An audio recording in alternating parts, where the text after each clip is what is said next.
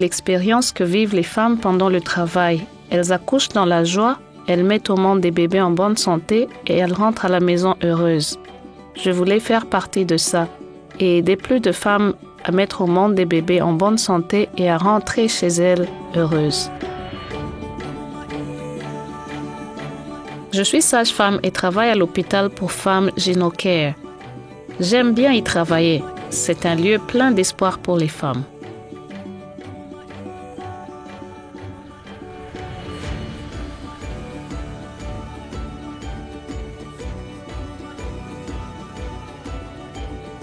Candy fait partie de notre équipe. C'est quelqu'un de très fiable.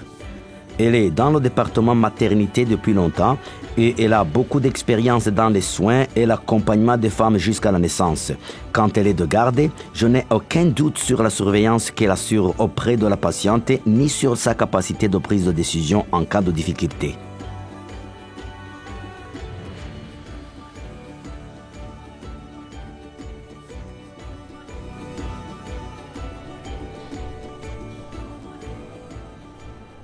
La dystocie est une situation dans laquelle le travail est engagé.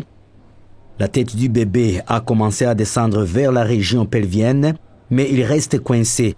Une fois coincé là, il ne peut pas descendre, il ne peut plus bouger. Et c'est ça qu'on appelle une dystocie. Une dystocie peut avoir de nombreuses causes. Cela peut arriver dans des cas de mauvaise présentation quand le bébé ne descend pas la tête la première comme en temps normal.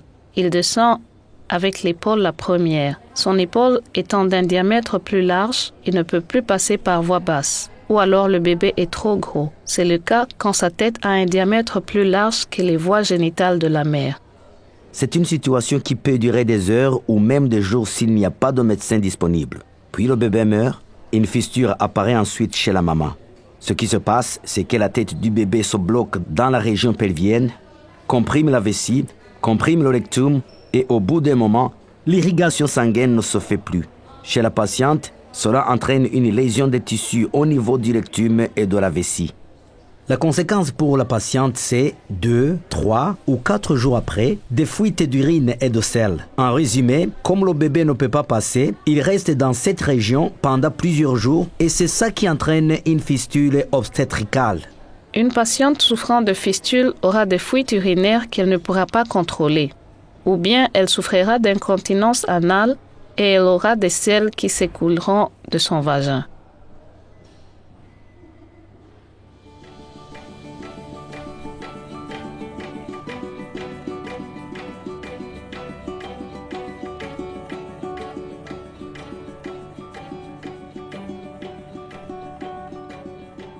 La plupart du temps, on peut diagnostiquer une dystocie à l'aide de ce qu'on appelle un partogramme. C'est un tableau qui détaille l'état de la mère, celui du bébé, les contractions et les médicaments qui ont été administrés jusqu'ici.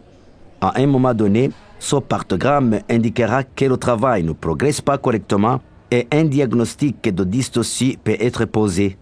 Mon rôle en tant que sage-femme, lorsque je soupçonne un cas de dystocie, c'est avant tout d'en informer l'obstétricien de garde.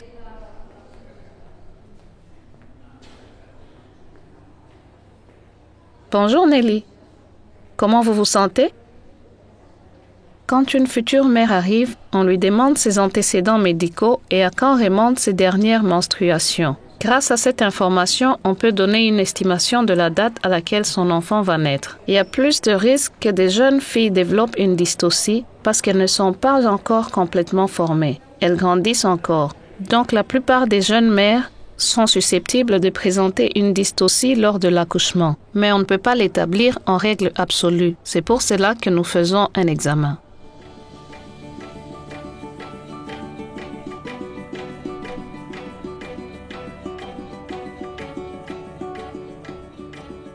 Ok, vous avez fait toutes vos visites et maintenant vous êtes à la date du terme. Depuis quand les douleurs ont-elles commencé? Si vous connaissez l'historique de la patiente, vous savez si elle est proche de son terme. Alors il faut lui demander si elle a ressenti des douleurs. Ces sensations douloureuses sont des contractions et vous devez déterminer si le travail est véritablement enclenché ou non. Un vrai travail commence par des contractions relativement intenses, qui vont en augmentant. La douleur s'accroît avec le temps. C'est un signe qui permet d'affirmer que le travail a vraiment commencé.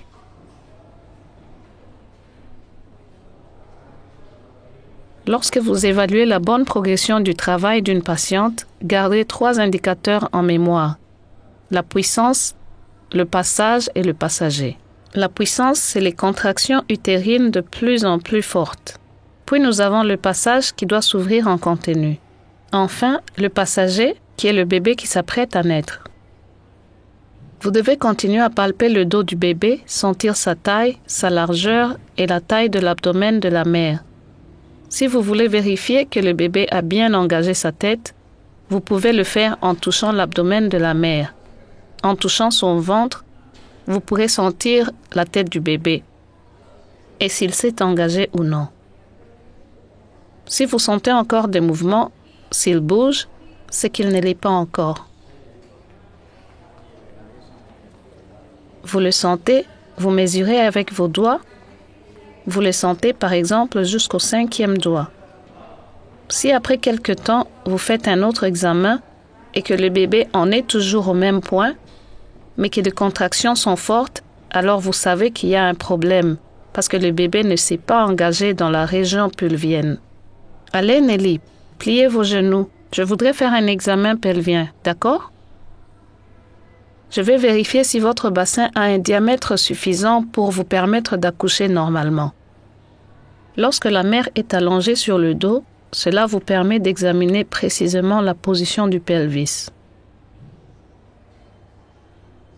On commence par un examen vaginal. On introduit les doigts dans le canal génital.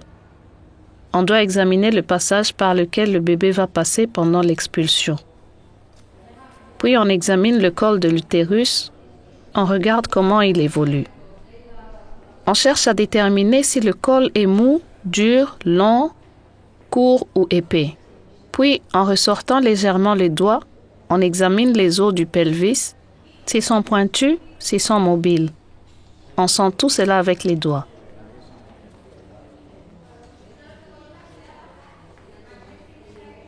On touche les os saillants, les reliefs. On évalue les diamètres. S'ils sont satisfaisants, on ressort les doigts. Tout va bien se passer. On va vous poser un monitoring. Je pense que ça sera pour aujourd'hui, ok? Super. Notre seconde patiente, Dorothy, est en salle de travail. Ça fait plusieurs jours qu'elle a des contractions chez elle, mais elle vient seulement d'arriver au centre. On pense qu'elle a une dystocie d'obstacle, mais je vais effectuer un dernier examen avant d'en informer le chirurgien. Un parthogramme, c'est une sorte de checklist pour chaque étape d'un accouchement, afin de pouvoir identifier les problèmes le plus tôt possible. Allez-y, sortez doucement du lit avant qu'une autre contraction ne commence. Enfilez vos sandales. Je vais mesurer à nouveau votre tension artérielle et le rythme cardiaque du bébé. Elle a des contractions de travail, mais la pression est trop forte. Lorsque j'ai examiné le col, j'ai senti que la tête du bébé appuyait, mais sans descendre. C'est sans doute le signe d'une dystocie. Le rythme cardiaque du bébé est bon, mais le liquide amniotique est vert. Alors on pense que le bébé est en souffrance. Donc, ce que je vais faire maintenant, c'est informer le chirurgien. La plupart du temps, on essaye d'éviter d'en arriver là quand les mères sont avec nous en salle de travail. Mais si une patiente arrive de chez elle et qu'un diagnostic de dystocie est posé, alors toute l'équipe se rassemble, médecins, labo, infirmières. Puis, on prépare immédiatement la patiente pour la chirurgie. On peut prescrire un antibiotique pour limiter les risques d'infection. Le risque est réel dans le cas de travail prolongé et d'examen fréquent de la patiente. Mais la priorité absolue reste de libérer l'obstruction parce que c'est un phénomène mécanique.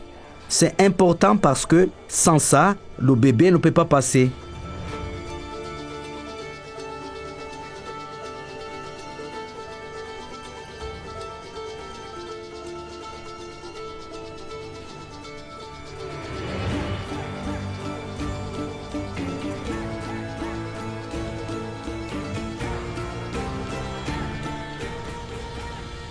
On se met à la place de la patiente. Elle se dit « Ah, je vais aller en chirurgie. Je sais ce qu'elle ressent. » Mais je la rassure et lui explique que c'est pour le mieux, que l'on va arranger les choses, qu'on agit pour qu'elle n'ait pas de problème ensuite de couche. Félicitations Dorothy, voilà votre bébé. C'est fantastique quand ça se passe bien, que le bébé est en bonne santé, quand on a réussi à éviter que la mère souffre de complications. C'est très valorisant. On est fier de son travail et on est heureux.